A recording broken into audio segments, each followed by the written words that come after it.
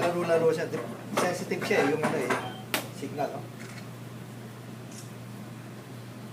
So pagka may nadaanan siyang crack, magmumove siya.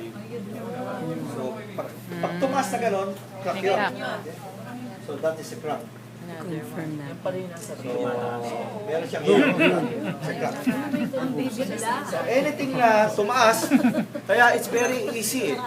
It's very easy na may crack. So nyari dito, sa walang crack, no? Walang crack dito. Papatong ko rito. Here ko. So, hindi siya magmumove, nandun na siya. Maski mag-scan ako yan, hindi tataas yan. Hindi siya tataas. Nandun na siya. Yung signal lang niya, nandun na sa horizontal. So, hindi siya magmumove. So, pag may nadaanan siyang crack, magmumove siya. Walang dumi sa kamay. Walang maskis na. Views nga lang. Views nga lang. So, yun. Iba't-ibang level ng crack. So, yung mali na signal, 0.2 mm. Ibig sabihin, 0.2 mm ang lalim.